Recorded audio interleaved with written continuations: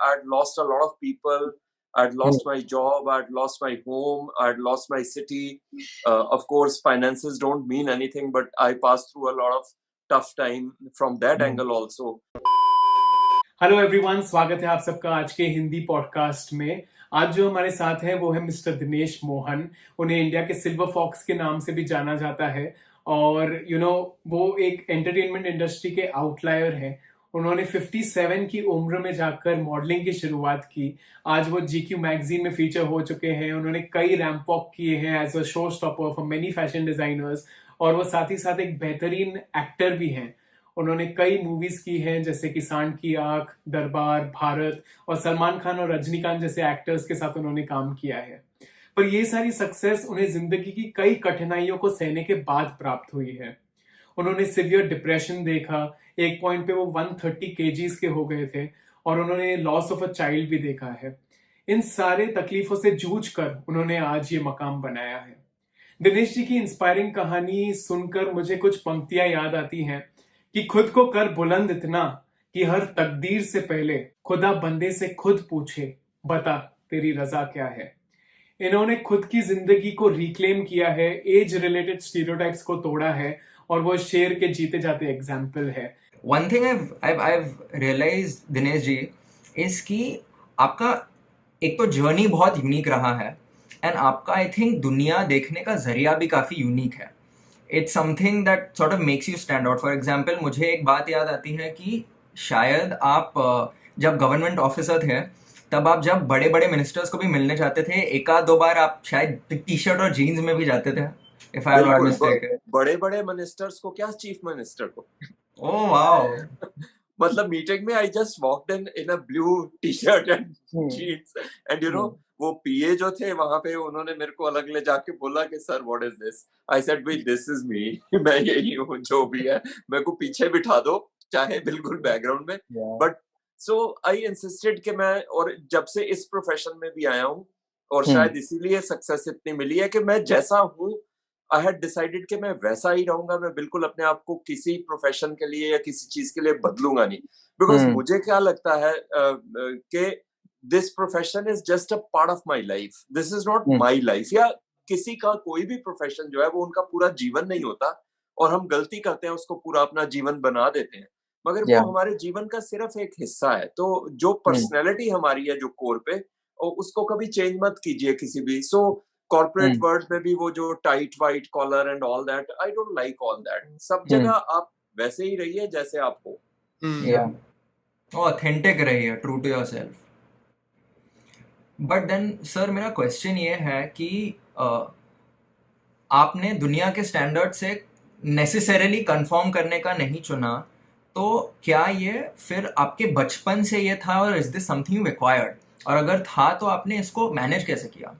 नहीं, it is not a construct, it is not an acquired thing. मैं ऐसा ही हूँ, शुरू से ऐसा ही हूँ। I was very different and in my thinking, in my behavior and everything, not that I was a freak case or something like that. I mean, for me, मेरा normal जो है वो यही है कि मैं अलग सोचता हूँ और अलग तरीके से दिखता हूँ, अलग तरीके से कपड़े पहनता हूँ। मेरे दिमाग में शुरू से एक जो जजमेंटल बिहेवियर होता है ना सबका, आई डोंट नो, वो मेरी कुछ स्पिरिचुअल ग्रोथ बचपन से ही ऐसी थी कि मैं बिल्कुल जजमेंटल नहीं हूँ। I don't pick out mistakes in people's behaviour, या उनकी ड्रेसिंग में, या उनके दिखने में, या उनके रंग में, उनकी कास्ट में, उनके धर्म में, उनके जेंडर में, उनकी ओरिएंटेशन में। वो सब चीजें मेरे सिस्टम का कभी हिस्सा रही ही नहीं। और तो इसलिए फिर मतलब मैं जैसा था मैं वैसा ही हूँ और आज तक वैसा ही हूँ।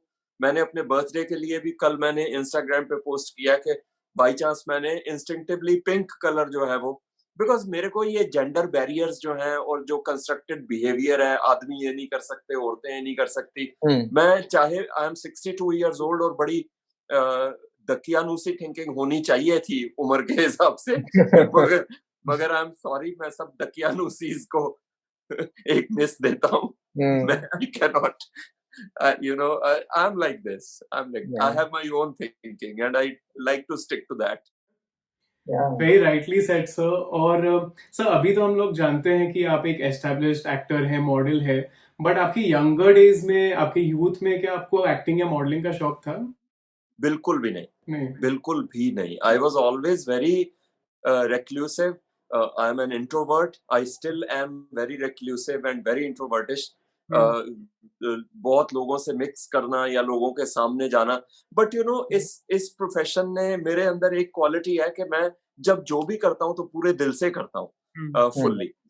तो अभी जैसे एक मुंबई से आए हुए थे, he is a young dancer and he is very popular on Instagram and he is hosting currently Voot के ऊपर, वो स्प्लिट्स विला होस्ट करेंगे।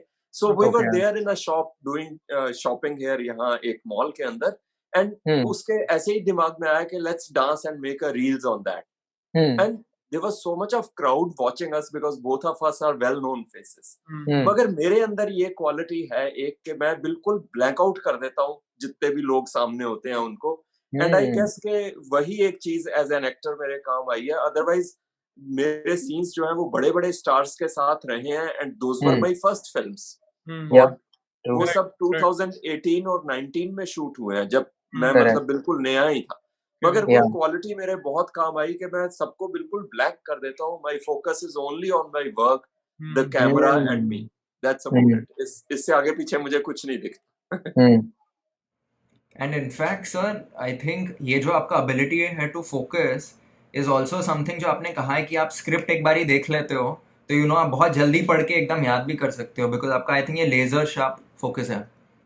I don't know. Yeah, because I can understand. It's not a matter of focus. In fact, it's a matter of आप emotions को, भावनाओं को कितना समझ पाते हो। मैंने इस उम्र हम्म। तक इतना कुछ देखा है, एंड यू नो मूवीज और फिल्म जो है वो क्या है, it's an expression of emotions through hmm. Somebody's eyes, है ना। तो या। अगर आप उन इमोशंस को समझ लेते हो तो फिर स्क्रिप्ट जो है ना वो आपको ऑटोमेटिकली याद हो जाता है, डायलॉग्स आपको हम्म। ऑटोमेटिकली, अगर आप उस करेक्टर के हिसाब से सोचने लग जाते हो। ओके। एंड इस एज में mostly you get rolls of losses, and you know क्या हुआ किसी के साथ, इमोशंस क्या हैं, जैसे या। भारत में था। या। तो वो सब जो है ना इंस्टिंक्टिवली फिर हो जाता है। तो मुझे दूसरों के भी डायलॉग्स याद हो जाते हैं, अपने भी याद हो जाते हैं। अगर कोई भूलता है सेट के ऊपर डायलॉग तो मुझे तुरंत याद आ जाता है और मैं हेल्प कर देता हूँ कि this was your hmm. Dialogue. Hmm. So I have that ability. Hmm. Acting वैक्टिंग नहीं आती मुझे बिल्कुल भी। I am not trained as an actor, but emotions आती हैं मुझे, और भावनाएं हम्म। बहुत अच्छे से समझ आती हैं मुझे, बहुत अच्छे हम्म। से। ऑल्सो मे हम्म। बी क्योंकि आप इतना लेटर स्टेज पे अपने एक्टिंग को एंटर किया है, तो आपने खुद हम्म। इमोशन शायद एक्सपीरियंस किए थे, या। और वो आज आपको हेल्प कर रहे हैं एक्टिंग में। Yeah. Correct, and I am at this by this age, you know मैंने देख ये सोच लिया था कि there is nothing more to lose, इतना कुछ लाइफ में लूज किया है, तो I am hmm. Very confident किसी भी हम्म। सिचुएशन में, एक्टिंग की किसी भी सिचुएशन में। I never feel nervous, I never feel that you know awkwardness के क्या होगा, या वो घबराहट, या वो दिल की धड़कन तेज हो जाना कैमरा के आगे, वो मेरे साथ हम्म। बिल्कुल भी नहीं होता। आई am very sure about my self, मैं क्या डिलीवर कर सकता हूँ और किस सिचुएशन में हूँ, उस मामले में मैं बहुत कॉन्फिडेंट हूँ। Hmm. Hmm. And so speaking of emotions, in fact आपकी खुद की लाइफ स्टोरी के बारे में जब मैंने और करण ने सुना, one of the most emotionally powerful things हम दोनों के लिए था कि कैसे इस पीरियड के पहले आप एक बहुत ही डार्क पीरियड से गुजरे थे। एंड इस बारे में हम लोग पहले एक्चुअली ये डिस्कस करना चाहेंगे कि ये जो आपका डार्क पीरियड था, जो जो जो आपने कहा है डिप्रेशन का एक बहुत लंबा फेज था, बहुत प्रोट्रैक्टेड फेज था, इसकी शुरुआत कब और कैसे हुई? एक वो होता है ना कि आप मतलब यू डू रियलाइज समवेयर कि डेस्टिनी आपको किस तरफ लेके जा रही है, हम्म। मगर आप कई बार टाइम का जो एक वो सर्कल होता है उसको आप उसके अंदर फंस जाते हो और उसको अवॉइड नहीं कर पाते। So hmm. Same thing happened with me. I realized long time back when I was a young man of say around 29-30 that I am heading towards you know disaster hmm. personally, okay. And वो पर धीरे धीरे overtake करती गई, because you want certain things to work out, certain relations hmm. To be hmm. Successful, and you give your all. And वो give your all के अंदर कई बार ये होता है कि सारा समय जो है वो निकल जाता है, आपका प्राइम जो है यूथ का, लाइफ का, वो निकल जाता है। And by hmm. The time you know I realised कि ये सब क्या हो गया. It was already too late. I had lost a lot of people. I had lost my job. I had lost my home. I had lost my city. Of course, finances don't mean anything, but I passed through a lot of tough time from that angle also. And और ये सब चीजें जो हैं वो बहुत depression में मुझे धकेल दिया, और वेट गेन बहुत हो गया. धीरे धीरे मोटर फंक्शंस का लॉस हो गया. चल फिर नहीं पाता था. तो इट इज नाउ, मुझे खुद को एक बड़ी अजीब सी, सरियल सी, अनबिलीवेबल सी फीलिंग आती है कि ये सब से मैं गुजर गया. क्योंकि आज के दिन जो है, this is what I am, this is what my personality is, this is Dinesh Mohan. I guess that was only एक वो मोल्डिंग पीरियड था ऊपर वाले की तरफ से कि मोल्ड करके. But I also do realise कि ये सिचुएशन भी कभी ऐसे रहने वाली नहीं है, because we are in a flux always on mother earth, on this planet. We are in a state of constant flux. तो ये भी बदल जाएगा, ये भी हमेशा नहीं रहेगा. But I now intend to be strong. I will not give up now that easily, जैसे पहले हो गया था. So that is the thing. Correct, sir. I think change is the only constant. और सर, पर कई लोग हैं जो शायद ये इंटरव्यू देखेंगे और वो भी शायद डिप्रेशन से गुजर रहे होंगे. आप पहले तो ये अगर हमें बता पाएं कि आपने खुद को डिप्रेशन से कैसे निकाला, और दूसरे लोग जो शायद इससे सफर कर रहे हैं उनके लिए आपकी एडवाइस क्या होगी? It is never a solitary effort अपने आप को डिप्रेशन से निकालना. You do need a group of people जो आपको बहुत प्यार करते हैं, बहुत सपोर्ट करते हैं, और हर तरह से आपको झेलने और टॉलरेट करने के लिए रेडी हैं. And I don't think everybody is that fortunate, because अकेलापन जो है वो डिप्रेशन का बहुत बड़ा रीजन है. मगर I was fortunate in that in spite of all that happened to me, जो भी मेरे साथ हुआ था, I still had a group of people जो बहुत मेरे को दिल से प्यार करते थे और आज भी करते हैं. और उन्होंने बहुत पॉजिटिवली मेरे साथ डील किया. उन्होंने मेरे दिमाग में बात बिठाने की बहुत कोशिश की that you are a very good person, you are intelligent, you are good looking and all that. Just ये सारे जो मास्क तुमने डाले हुए हैं just to be successful in one particular situation, उसको अब तुम निकाल दो बिल्कुल, because that situation is over and you have your entire life in front of you. And हालांकि मैं 44-45 years का था when all this depression thing kicked in. This said you are young, you are 44-45 कुछ नहीं होता है, तो तुम फाइट करो. So वो करते करते करते करते जो है इतना समय लग गया. And in the year 2014 I was almost through that bad situation and the weight loss started happening. And धीरे धीरे मेरी मेडिकल ट्रबल्स, मैंने थेरेपी लिया चलना सीखने के लिए. बिकॉज मैं चल नहीं पाता था बहुत लंबे टाइम तक. तो जबरदस्ती स्टेयर्स चढ़ना, स्टेयर्स उतरना, कोई गेम खेलना, फिर जिम ज्वाइन किया, फिर स्विमिंग ज्वाइन की. So all these things help me a lot. Physical activity और डाइट जो है उसने बहुत बड़ा रोल प्ले किया. एंड मैंने हेल्दी खाना सीखा, हेल्दी लाइफस्टाइल को अपनाया, जिससे I don't think depression is something because हम सबके mood swings होते हैं, we all pass through our dark periods, but now I know कि उनसे deal जो है वो मुझे कैसे करना है. I'm human, I fall even now, गिर जाता हूँ अभी भी, मगर अब अपने आप को ज्यादा चोट ना लगे, I fall in that manner. And Dinesh ji, ये बहुत ही ब्यूटीफुल थॉट है, क्योंकि as a mental health professional मैंने खुद नोटिस किया है कि लोगों की एक एक्सपेक्टेशन होती है कि चाहे फिजिकल रिकवरी हो, मेंटल रिकवरी हो, वेट लॉस हो, लोगों को लगता है कि बेहतर होने का जो प्रोसेस है वो एक सीधे लाइन में होता है. Whereas आप जैसे कह रहे हैं, या एग्जैक्टली रियलिटी जो है इसकी एक प्रोसेस होता है. बुरे दिन होते हैं, डिफिकल्ट दिन होते हैं, डाउट्स होते हैं, आप कभी कभी कुछ कदम पीछे लेते हैं.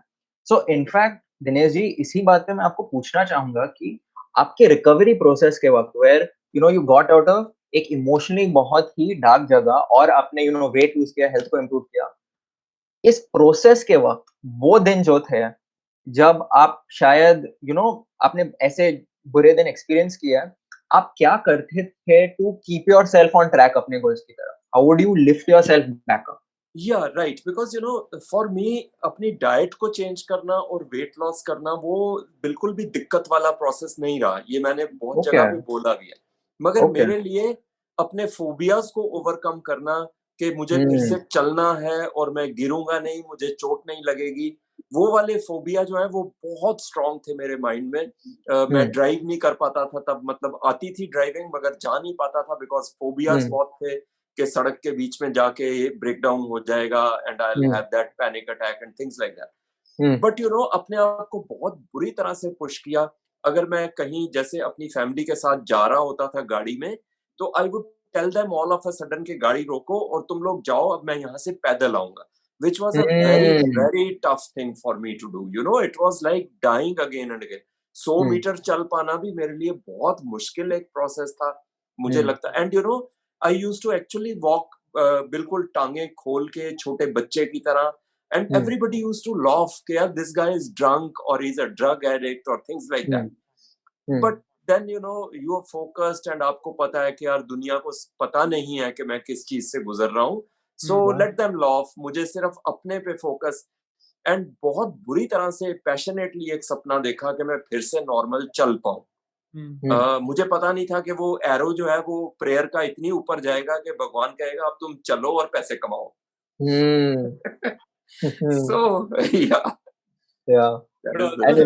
these are things जो हम लोग नॉर्मल जिंदगी में बहुत टेकन फॉर ग्रांटेड करते हैं कि हम लोग ये तो कर ही सकते हैं वो, but when we lose it that is when we realise कि क्या। आस्क मी के बेड से उठ पाना और चल पाना मेरे लिए कितना टफ टास्क था, और कितना इस चीज को हम as a human being for granted लेते हैं कि हम 2 पैरों पे खड़े हो पाएंगे और चल लेंगे।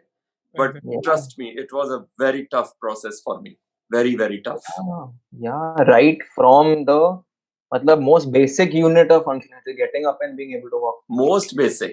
मतलब सुबह उठने से पहले हम सोचते भी नहीं, एकदम से उठ जाते हैं automatically. But I still I still do my prayers while lying down कि मैं उठ पाऊँ ठीक से।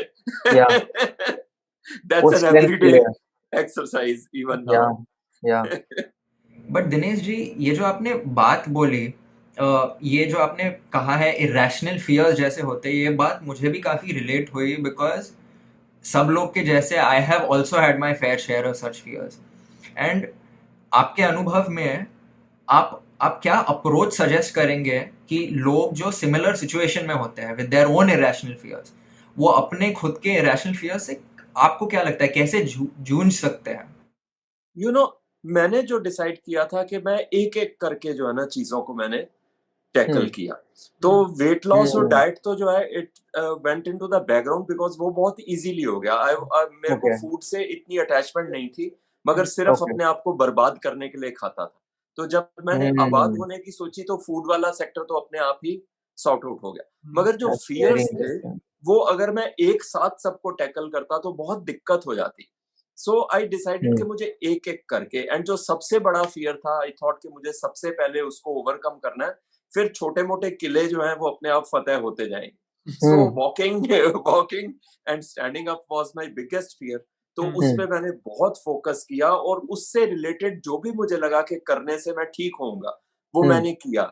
एस्केलेटर्स पे चढ़ना बहुत मुश्किल था, वो मैंने किया।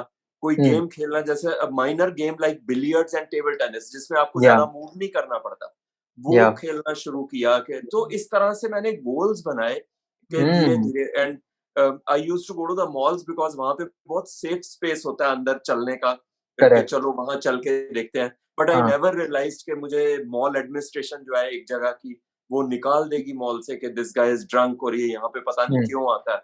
सो I pass through all that, but I decided कि मुझे अपने पे फोकस करके ये सारी विक्ट्रीज मुझे करनी ही करनी है हर हाल में। So one by one I tackled all my fears. Divide and conquer.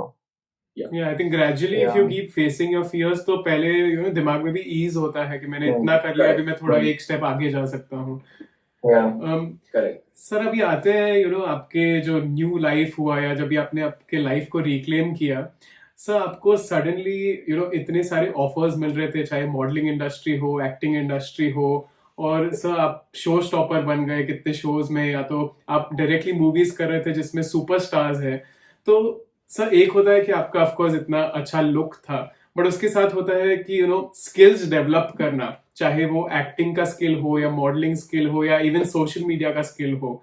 तो सर उस बारे में बताइए कि आपने ये स्किल्स कैसे डेवलप किए और अगर कोई आपको तकलीफें आई while developing the skills.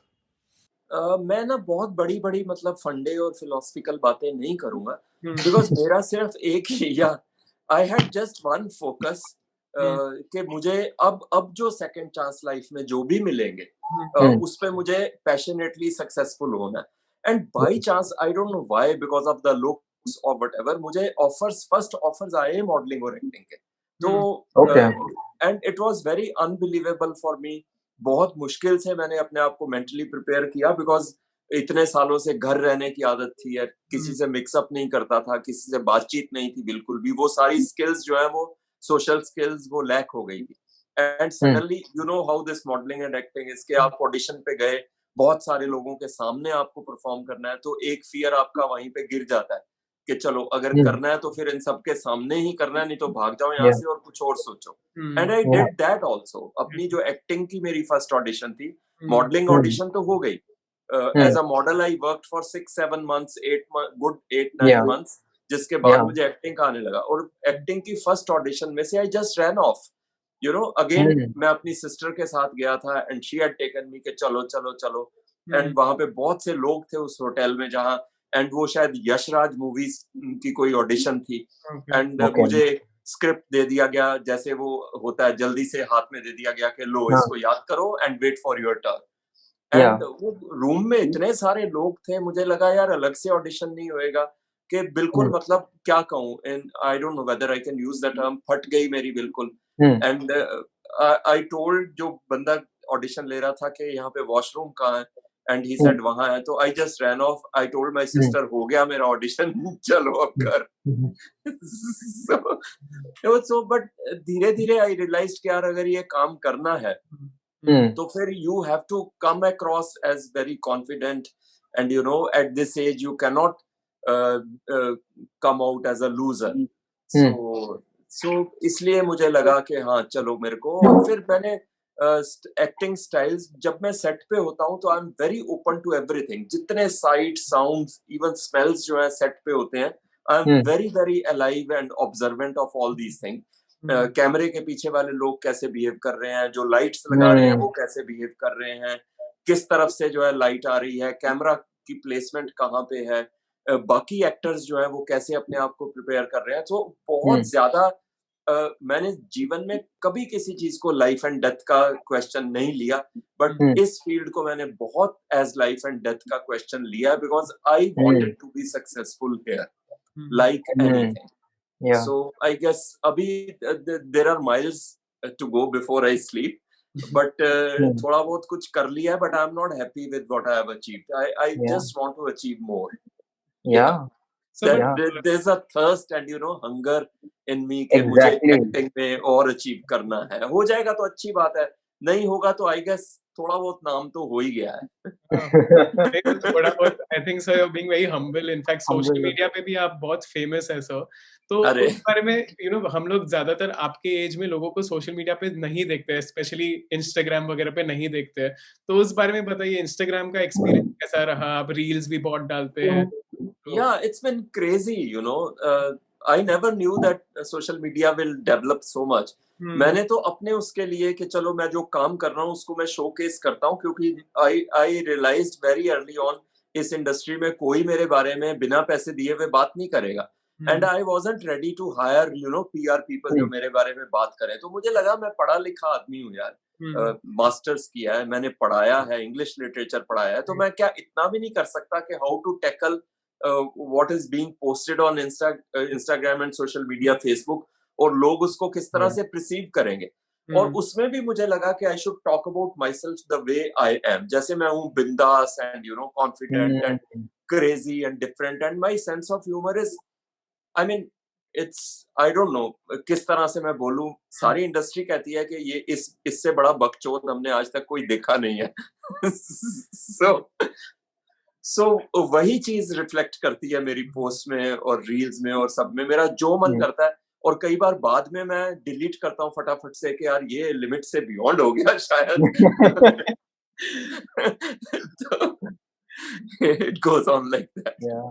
But sir I think social media पे जब हम ज्यादा ही ऑनेस्ट हो जाते हैं तो उसके साथ बहुत सारी ट्रोलिंग भी आ जाती है because Who who always the F cares for that? I don't care for trolling. And the trolling तो बड़ी गंदे वाली होती है यार. मतलब गंदे गंदे वर्ड, अब गंदे से सिमिलर साउंडिंग वर्ड्स जो है वो यूज होते हैं. माँ बाप को गालियां दी जाती हैं, भाई बहनों को गालियां दी जाती हैं. एंड आई टेल यू, कई बार तो मेरा मन करता है कि I should forget that this is social media, उनको उन्हीं की भाषा में जवाब दूं. बट फिर मुझे लगता है यार फॉरगेट इट. मतलब ठीक है, सबकी अपनी थिंकिंग है. And you no, focus on the good, ignore the bad, and let them play with their game. I have my own game sorted out in my mind. तो मुझे उस हिसाब से आगे चलना है. Not going to waste my time and energy on wasted people. True. I think कई बार ये लोग ये लिखते भी हैं जिससे कि सिर्फ आप उनको रिप्लाई दे दें.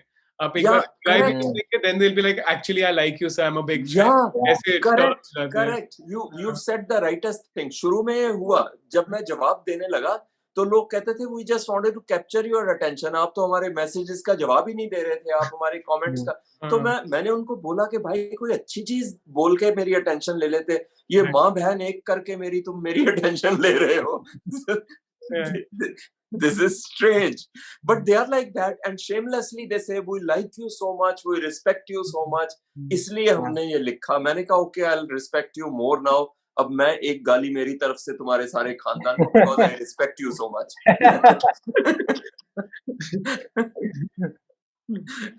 Strange strategy for market differentiation, I would say. I mean, yeah, मतलब कितना नेगेटिव तरीके से वो कान ऐसे नहीं पकड़ा जा रहा था उसको इस तरह से. ऐसे exactly.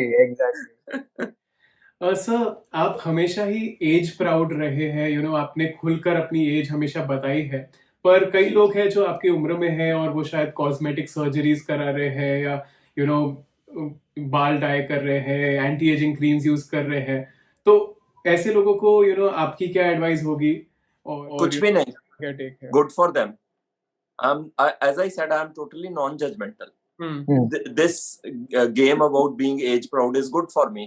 If their game is good for them, all the best. Congratulations. Play on. Who am I to tell them कि आप बाल रंगो या ना रंगो या एंटी रिंकल क्रीम यूज? मुझे पता है कि मुझे नहीं करना, and I'm happy with that. बाकी सब जो है बहुत अच्छे हैं, बहुत अच्छे दिखते हैं. जिसको जैसे see at the end of the day, life क्या है? It's a game of your own satisfaction. It's a game of self love.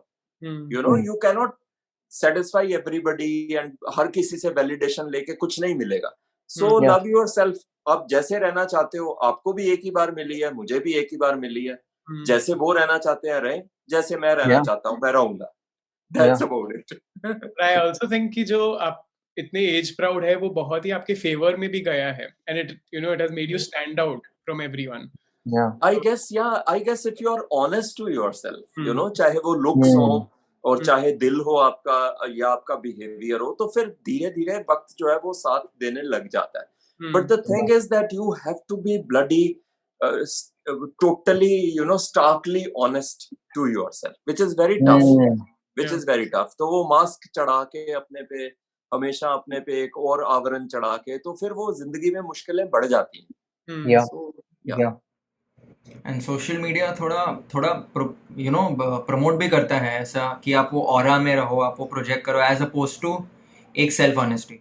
हाँ जी, वो मतलब सभी, अगर आप रील्स पे भी देखें तो एक ट्रेंड ऐसा आता है कि उसी पे सब, और मुझे वो सब चीजें समझ नहीं आती. पहले वो जूते फेंक के पैर करते थे, तो अब एक नया स्टार्ट हुआ है, वो आई डोंट नो किसको वो फिंगर्स दिखा रहे हैं, एंड यू नो एकदम से बदल. मैंने बहुत ट्राई किया खड़े होके, बट मेरे कपड़े बदलते ही नहीं इस फिंगर से. So I can't help that. So sir, एक और क्वेश्चन जो मैं पूछना चाहूँगा है कि चाहे लोगों की जो भी ऑनेस्टली उम्र हो, सब चाहते हैं कि उनके लाइफ में लव हो, कंपेनियनशिप हो, कनेक्शन हो. एंड हमारे समाज में, इनफैक्ट आई वुड से दूसरे देशों के समाज में भी कुछ टैबूज रहे हैं about finding love and companionship and connection at your age. And although I think शायद थोड़ी ओपननेस इस टॉपिक पे बढ़ रही है एंड विचार थोड़े बदल रहे हैं, पर मैं जानना चाहता था कि आपके क्या विचार है about love, relationships and dating at your age. And क्या आपकी कोई एडवाइस है दूसरे लोगों के लिए जो इस एज ग्रुप में ऐसे ऐसे सर्च में है? In fact, this is a very interesting thing that you have brought up. मैं आज ही किसी से over a cup of coffee ये चीज डिस्कस कर रहा था कि what is love? You know, मेरे हिसाब से love is equal to kindness. Right. And if you are kind to everybody, then life is going to be kind to you. So आपको जो भी needs हैं, जो दिल से आ रही हैं, वो वक्त कभी ना कभी आपकी जरूर पूरी कर देगा. बट आपको अपना नजरिया थोड़ा सा लव के टुवर्ड्स और कंपेनियनशिप के टुवर्ड्स बदलना पड़ेगा. Instead of trying to take everything in, you have to give that out to people. You know, and then things will fall into place. So don't shut yourself up and don't go on expecting things from others. Love for me is not now at this stage a physical connection with my partner or whosoever that I want to be connected with, but it's more like, you know, an exchange of kindness. To listen to one another and बात सुनने के लिए हो, और दिल में जो है वो एक warmth किसी को देख के पैदा हो, वो सब चीजें ज्यादा इंपॉर्टेंट है, इंस्टेड ऑफ दिस कि आप किसी को चिपके ही रहो एंड यू नो, एंड आप वो मतलब एक्सपेक्ट कर रहे हो कि नहीं अब वो आपके दिमाग को भी अपने आप ही पढ़े और आप जो सोच रहे हैं उस एक्सपेक्टेशन को पूरा करें. So it is more about a normal a mellow companionship at this age, and उसमें कोई बुरी बात नहीं है बिकॉज सोशल बीइंग्स हैं हम, एंड उम्र बढ़ती है मगर फीलिंग्स जो हैं वो मेरा ख्याल है वो सेम रहती हैं. आपकी जो कंपेनियनशिप की अकेलेपन को दूर करने की एक जो ह्यूमन डिजायर है वो एंड तक रहती है, और वो किसी से भी मिल जाए, चाहे बच्चों से मिल जाए अपने, चाहे अपने साथियों से मिल जाए, चाहे अपने माँ बाप से मिल जाए, या आपके पार्टनर से मिल जाए, तो वो desire of somebody holding your hand is always there, is always, उसमें कुछ बुरा नहीं है. और दिनेश जी, जब हम रिसर्च कर रहे थे, मैंने आपका एक इंटरव्यू देखा था जिसमें आपने एक बात कही थी अबाउट हैविंग एन एसेक्सुअल और अ जेंडरलेस अप्रोच टुवर्ड्स लव. और ज्यादातर इंडियंस इन कॉन्सेप्ट्स को समझते नहीं है, बट अगर आप उन कॉन्सेप्ट्स के बारे में हमें आपके थॉट्स बता पाए तो you know it will help educate our audiences.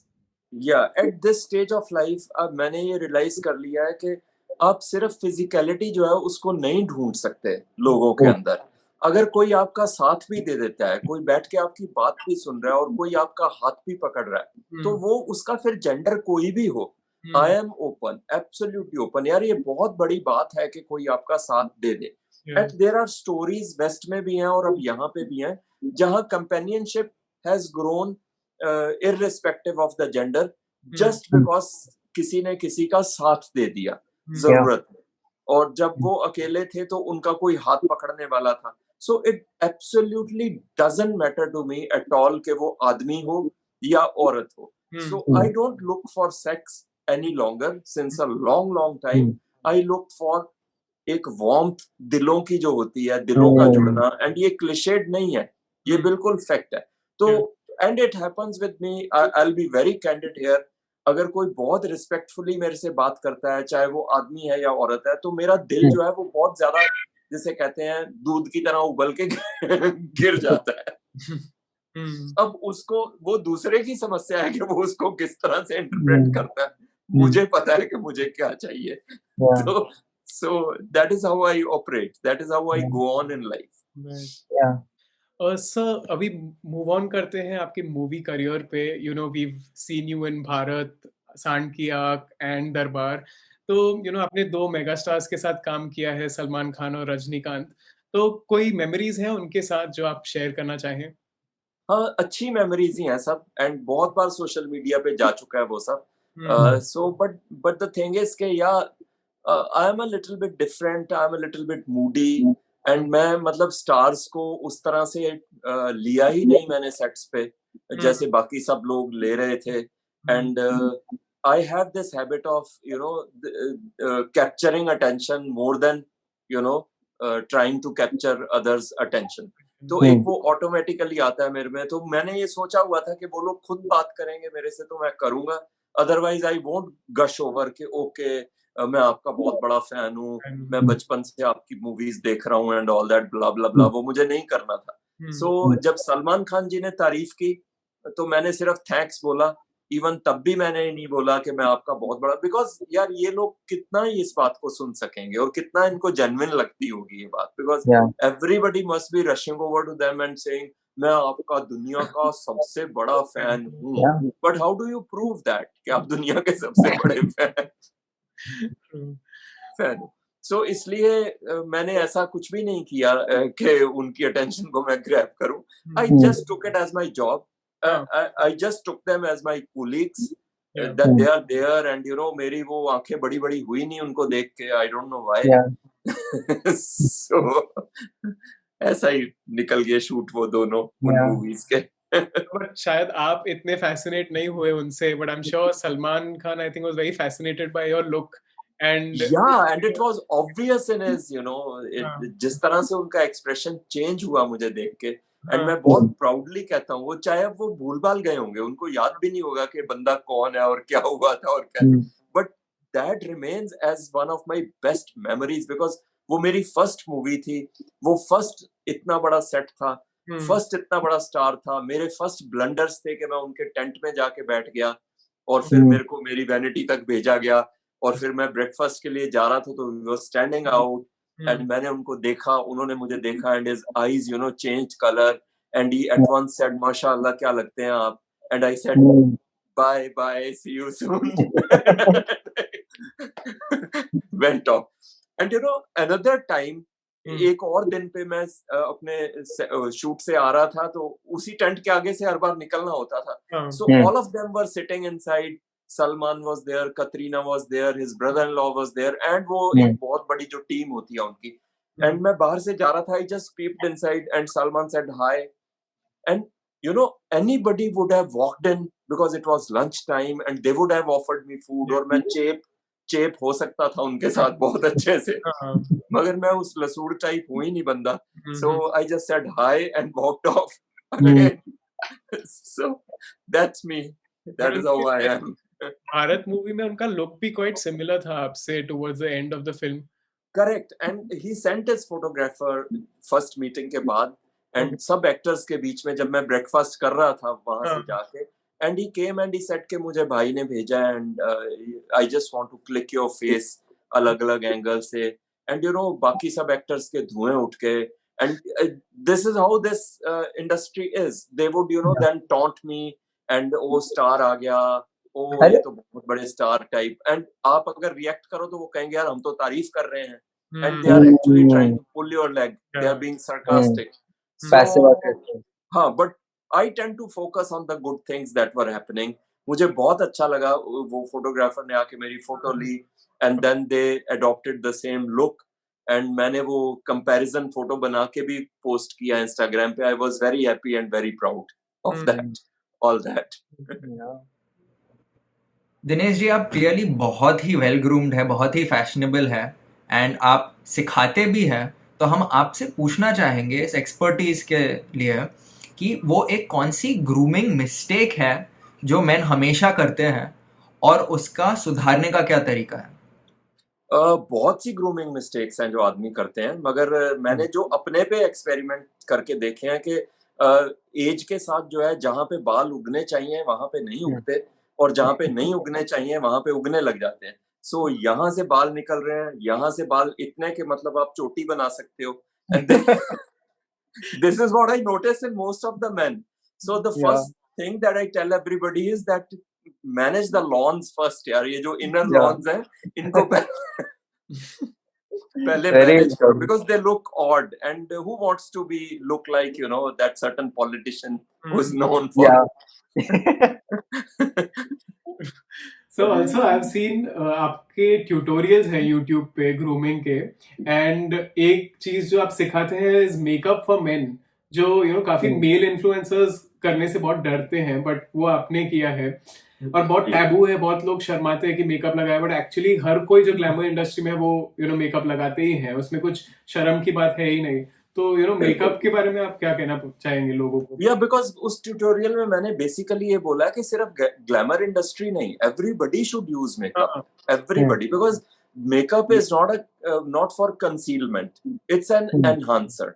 जो आपको फीचर्स भगवान ने दिए हैं, if you take it like that कि उनको आप एनहांस कर रहे हो, तो वो बहुत जरूरी हो जाता है। और जब आप कुछ एनहांस करते हो तो कुछ चीजें अपने आप सबड्यू हो जाती हैं। So that is just a part of the process and I am very proud, you know, I have very severe dark circles around my eyes, but thank God I have no dark circles around my soul.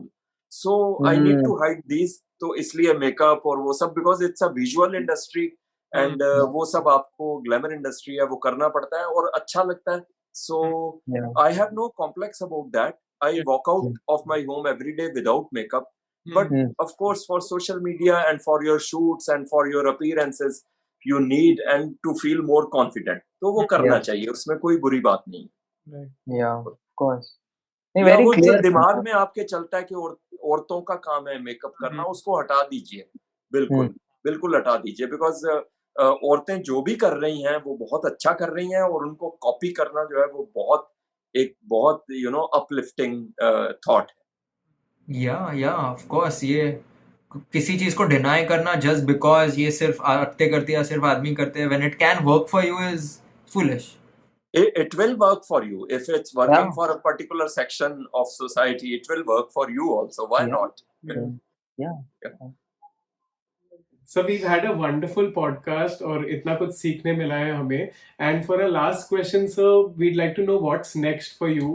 2021 में आपके क्या plans हैं? Yeah, I'm taking up work जिसमें मैं comfortable हूँ about my safety.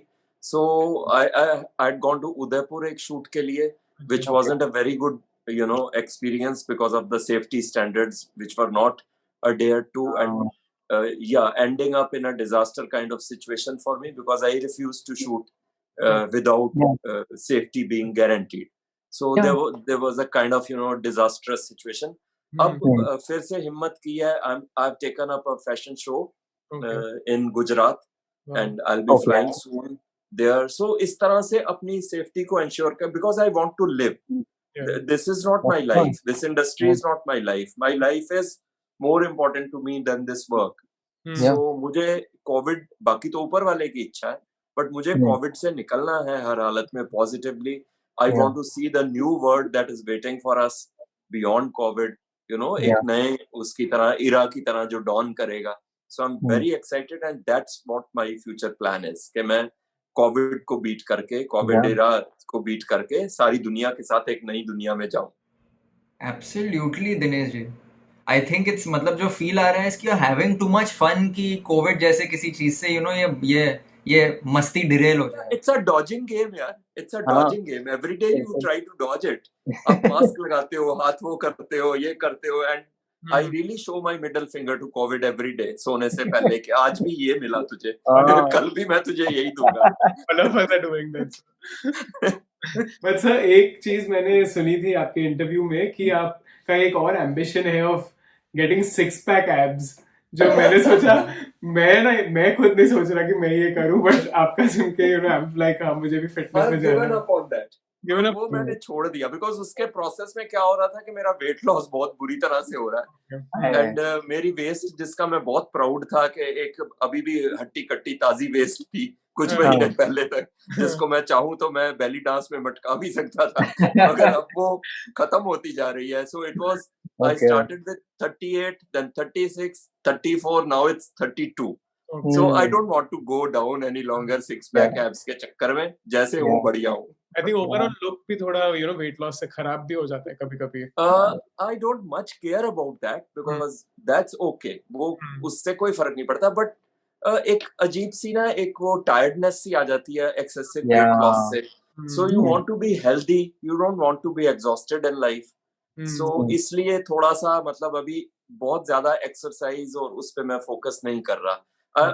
एक holistic wellbeing जो है मेंटल और physical, that is what my aim is instead of 6-pack abs. So I'm trying to achieve that. So meditation is there, yoga is there, good diet is there. I go for a jog every day in the park here, fresh air में, धूप में. तो वो सब achieve करने की plan कर रहा हूँ. बाकी तो ठीक है, जैसे दिख रहा हूँ I am okay with it, totally okay.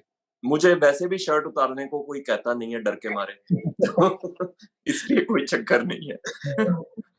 But very wise approach Dinesh ji, क्योंकि वही वी हैव टू बी, हम लोग एक गोल सेट करते हैं बट वो विजडम होनी चाहिए कि अगर गोल हम पे ही भारी पड़ रहा है एंड इट्स हमको अच्छा फील नहीं कर रहा है, to switch, to make that tactical shift. आप वही Yeah, I was in an interview with वो बहुत बड़ा फिटनेस एक्सपर्ट है, I don't know, मुझे नाम भूल, तरुण Gill, if I am right. तो वो इतना जोश बिल्ट अप हो गया कि उसके इंटरव्यू के एंड में मैंने बोल दिया कि मैं 6 pack abs, and then there was so much of trolling कि तू तो बीसी कहता था कि मैं 6 पैक एब्स बनाऊंगा, तेरे तो है नहीं 6 पैक है। So I told them, you all BC guys, मेरी मर्जी यार, तब बोला, अब बोल रहा हूं मैं नहीं बनाऊंगा, अब नहीं इट्स माय बनाऊंगा। Wish, my life. I so reserve the right to change my mind. Of बड़े कोर्स आप लोग मैंने से कोई करो। पत्थर पे लकीर नहीं लगा दी थी और कि मैं नहीं 6 तो पैक है। हाँ, हाँ, और मैं स्टेरॉइड्स नहीं लगाना चाहता ना बिल्कुल भी, and I don't yeah, want those foreign substances in me, and I yeah, am sure उसके बिना चाहे कितना भी कोई फसाद खड़ा करे कि हम नेचुरल है, बॉडी जो है ना जिस तरह की दिखती है आजकल लोगों की पंप्ड अप, वो नेचुरल हो ही नहीं सकती। That's not possible. Let me be trolled again for saying this at the end of your interview. So Dinesh ji, I think ये बहुत ही इंटरेस्टिंग, बहुत ही इंजॉयबल कॉन्वर्सेशन रहा है। एंड जाने के पहले क्या आप कुछ कहना चाहेंगे? Enjoyed it a lot. It's very rare to talk to young people like you who are so open to different thought processes. So I'm thankful. thank you so much, Dinesh ji. Please आप कभी बॉम्बे आइए तो जरूर बताइएगा। Definitely, thank you sir. 100%, absolutely.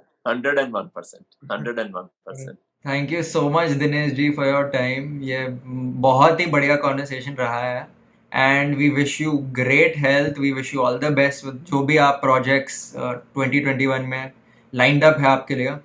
And हमारे viewers के लिए, अगर आपने ये वीडियो एंजॉय किया, आप लाइक ड्रॉप कर सकते हैं। अगर आप और पॉडकास्ट देखना पसंद करते हैं तो आप हमारे चैनल को सब्सक्राइब भी कर सकते हैं। लाइक नहीं किया तो आप मेरे इंस्टाग्राम पे एमसीबीसी भेज सकते हैं मुझे। Yes, yes. आई थिंक बहुत सारा प्यार आने वाला है सर आपको ये इंटरव्यू। Yes. वो भी प्यार ही है। हाँ। Hatred is the first sign of love. Right. हम Yes. वो मेंटल स्पेस किसी को दे रहे हैं नफरत वाला, Right, वो भी right. एक बहुत बड़ी चीज है। हाँ, yes. तो हमारे व्यूअर्स को अगेन, अगर आपने वीडियो एंजॉय किया, आप लाइक ड्रॉप कर सकते हैं। अगर आपको पॉडकास्ट देखना पसंद है तो आप हमारे चैनल को सब्सक्राइब भी कर सकते हैं।